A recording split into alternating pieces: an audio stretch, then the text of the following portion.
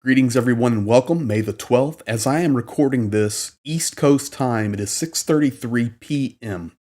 Therefore, it is now May the 13th, 1:33 a.m. in Moscow, in Ukraine, and the world has been waiting. We know that Trump said, I expect to hear good news. We know that the European Union leaders, such as Macron, Germany, Zelensky, also in Ukraine, putting additional pressure today that sanctions would be released upon Russia if there was no response by midnight tonight, Moscow time. As I shared earlier with 5 hours to go, I really didn't expect any response from Vladimir Putin, and it's very simple. Why? Because he views himself as the alpha. He doesn't respect other world leaders other than those that will come to the table with him, such as a Xi Jinping or a Kim Jong-un. So as you can see here in the title, your threats will never work. You're not going to threaten me. We know that Dmitry Peskov, who is the official spokesman for the Kremlin, Zakharova is the spokesman for Lavrov, but Peskov is the official spokesperson for the Kremlin.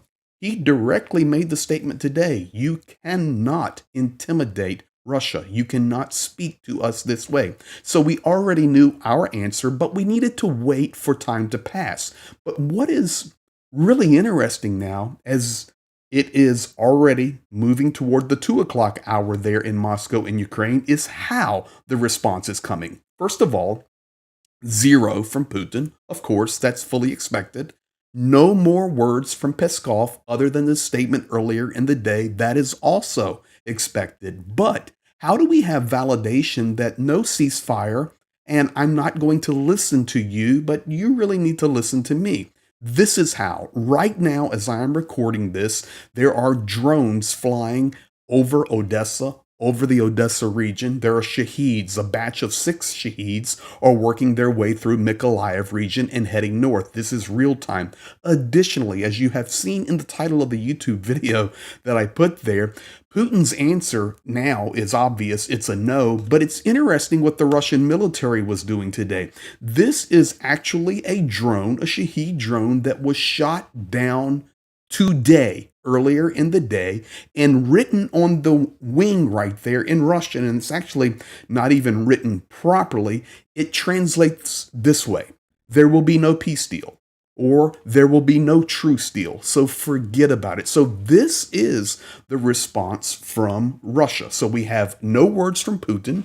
We have drones in the air. We have drones that are shot down. We have Donald Trump on an airplane heading to Qatar to pick up his new jet, I guess. I don't know. We have the pressure from the European Union. We have Germany now saying, we're not going to talk about our Taurus missiles. We're going to talk about a new sanction package that has come. And I'm not downing Merz in Germany on that. That's great. Don't talk about the Tauruses. Yeah, just go ahead and say, yeah, they're not as good as we thought they are, and send them to Ukraine. All these things are unfolding. In addition to that, isn't it interesting that we're having destabilization in Libya right now at the same exact time where the world literally like to the minute, where the world was waiting to hear from Putin or Russia, which of course we're not going to. Interesting, distraction starts to happen in Libya. Peskov, I remind you of what he said earlier and what Zelensky has said. Russia is determined to seriously search for ways to achieve a long-term settlement in Ukraine. That is Dmitry Peskov. That is the official spokesperson for the Kremlin. Therefore, there will be no statement from Putin tonight. He's sleeping, I'm sure, in his bunker. The language of ultimatums is unacceptable to Moscow. It is impossible to talk to Russia in such a language. Ladies and gentlemen, if you want to see how Putin has talked and acted over the last 25 years, if you go back in my videos, 2 or 3 videos ago, I actually put 9 minutes together, translated voiced over of how Putin speaks, the things that he has said through the 25 years of his reign there in Russia. And I know he took a break and traded positions with Medvedev, but that was only for show. You can see how he communicates over 25 years. Do you think he's just going to change? And that's a great question for the comments, for you to leave a response in the comment. Do you think Putin's going to just change? And I'm telling you, for all those people out there that says he's just going to cave to Donald Trump and he's really just a weak, no, he's a strong man. He may be a coward when it comes to how he wages war and raining war down on civilians and hospitals and schools and the evil that he pushes around the world. No question about that. But if you think that with that KGB backing and that Soviet mentality, that he's just going to bow down to Donald Trump saying, yeah, I got a good feeling about this. No, he will not. He never will do that. And I remind you, he looks down on Zelensky. Today, I will tell you one other thing.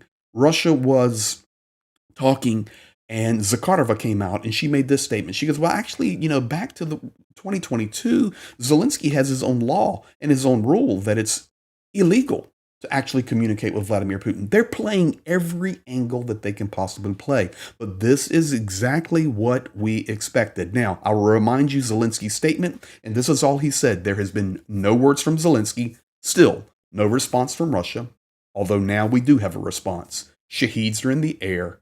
Shaheeds have been shot down that say no peace, no truce, other than continued shelling, frontline assaults, and shaheeds. This now is after the ultimatum time. What will unfold next? I don't know, but I will tell you this. The European Union better push the most massive sanctions possible. The United States and Donald Trump, he better change his opinion and push sanctions, because if you blink on that now, you have now given Putin a huge leg up. Now, could things change in an hour, 6 hours, 12 hours? Of course they could. But as of right now, 1:40 a.m. in Moscow, this is where we stand. I will keep you updated the very best I can. I'm watching the media nonstop in Russia and Ukraine. You guys be blessed, and we'll be back at you. Thank you.